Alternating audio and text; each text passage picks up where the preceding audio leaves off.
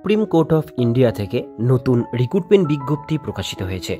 বিজ্ঞপ্তি অনুসারে আপনারা কি কি পোস্টের জন্য আবেদন করতে পারবেন, আবেদন করবার জন্য আপনাদের কি কি এলিজিবিলিটি ক্রাইটেরিয়া লাগবে, সমস্ত ডিটেলস তথ্য থাকছে আজকের এই ভিডিওটিতে। সেই জন্য ভিডিওকে স্কিপ না করে প্রথম থেকে শেষ পর্যন্ত মন দিয়ে দেখতে থাকুন। চ্যানেলে প্রথমবার হলে সাবস্ক্রাইব করে পাশের বেল আইকনটিকে বাজিয়ে রাখুন, কারণ আমরা এরকমই গুরুত্বপূর্ণ হেল্পফুল আপডেটগুলো আমাদের চ্যানেলে প্রতিনিয়ত আমরা দিয়ে থাকি। তো চলুন আজকের ভিডিওটিকে শুরু করা যাক। তো বন্ধুরা, অনস্ক্রিনে দেখতেই পাচ্ছেন নোটিফিকেশনটি পাবলিশড হয়েছে সুপ্রিম কোর্ট অফ ইন্ডিয়া থেকে।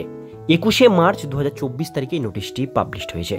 নোটিশ অনুসারে এখানে যেটা বলা হচ্ছে, পোস্ট হচ্ছে অ্যাসিস্ট্যান্ট রেজিস্ট্রার কম্পিউটার। এই পোস্টে নেওয়া হচ্ছে ডেপুটেশন বেসিসে কিন্তু এই ভ্যাকান্সি পাবলিশ করা হয়েছে। এবার যেটা বলা হচ্ছে, আপনাদের যে এলিজিবিলিটি অর্থাৎ কোয়ালিফিকেশান, এজ লিমিট সেগুলো ধরা হবে 1/3/2024 তারিখ অনুসারে। আপনাদের এই অ্যাসিস্ট্যান্ট রেজিস্টার কম্পিউটার পোস্টের জন্য স্যালারি এখানে মেনশন করা হয়েছে। পে লেভেল 12 অনুসারে স্যালারি পাবেন। 78,000 টাকা থেকে আপনাদের স্যালারি স্টার্ট হবে। 78,000 টাকা থেকে 1,48,586 টাকা পর্যন্ত আপনারা স্যালারি এখানে পেয়ে থাকবেন। অর্থাৎ আপনাদের বেসিক পে হচ্ছে 78,800 টাকা। এর জন্য আপনাদের এডুকেশন কোয়ালিফিকেশন কি লাগবে সেগুলো এখানে বলা হয়েছে।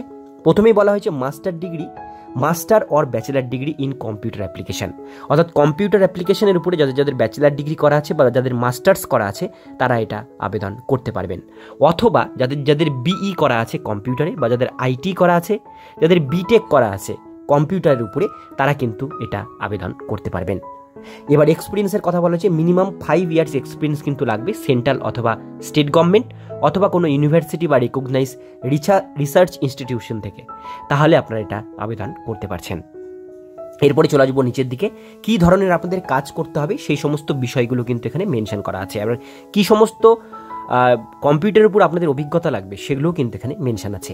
এবার আমরা দেখে নেব এজ লিমিট। এজ লিমিট বলা হচ্ছে, candidate should be below 56 years, অর্থাৎ ম্যাক্সিমাম 56 বছরের মধ্যে বয়সসীমা হতে হবে, তবেই আপনারা আবেদন করতে পারবেন। সেটা 1/3/2024 তারিখ অনুসারে আপনাদের এটা কিন্তু ধরা হবে। এবার যেটা বলা হচ্ছে, the candidate shall be called appear and interview which no TA DA, অর্থাৎ আপনাদের কিন্তু এটা শুধুমাত্র ইন্টারভিউয়ের মাধ্যমে এটা রিক্রুটমেন্ট হচ্ছে। কোনো রকম টিএ বা ডিএ কিন্তু ইন্টারভিউ দেওয়া হবে না, এবং ইন্টারভিউ দেওয়ার পর আপনাদের কিন্তু কম্পিউটার টেস্ট নেওয়া হবে। তাহলে ইন্টারভিউ এবং কম্পিউটার টেস্ট এই দুটো জিনিসের উপরে আপনাদের কিন্তু এই রিক্রুটমেন্টটা করা হচ্ছে।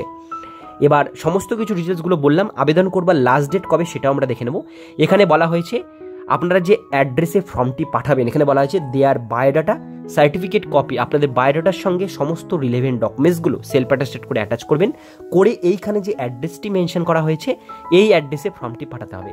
ফর্ম পাঠানোর লাস্ট ডেট 30/4/2024 তারিখ। এপ্রিল মাসের 30 তারিখের মধ্যে ফর্মটি আপনারা বাই পোস্টের মাধ্যমে পাঠাবেন।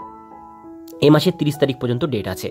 এবার পরের পেজে আসলে দেখবেন এখানে যে অ্যাপ্লিকেশন ফর্ম সেটা মেনশন করা হয়েছে। এই ফর্মটির লিঙ্ক দেওয়া থাকবে, পিডিএফটির লিঙ্ক দেওয়া থাকবে ডিসক্রিপশন বক্সে, সেখান থেকে আপনারা ডাউনলোড করে প্রিন্ট আউট করে নেবেন। এখানে 2 পাতার ফর্ম আছে, ফর্মগুলো প্রিন্ট আউট করে নিয়ে পরিষ্কার করে ইংলিশে ক্যাপিটাল লেটারে ফিল আপ করবেন, করে তার সাথে রিলেভেন্ট ডকুমেন্টস অ্যাটাচ করে 30 তারিখের মধ্যে বাই পোস্টের মাধ্যমে ফর্মটি পাঠিয়ে দেবেন। তাহলে পুরো প্রসেসটা এখানে আপনাদের কমপ্লিট হবে। তো আজকের ভিডিও দেখুন পর্যন্তই। ভিডিওটি কেমন লাগলো অবশ্যই কমেন্টে জানাবেন। ভালো লাগলে লাইক করবেন, চ্যানেলে প্রথমবার হলে সাবস্ক্রাইব করে পাশের বেল আইকনটিকে বাজিয়ে রাখবেন, কারণ আমরা এরকমই গুরুত্বপূর্ণ হেল্পফুল আপডেটগুলো আমাদের চ্যানেলে প্রতিনিয়ত আমরা দিয়ে থাকি।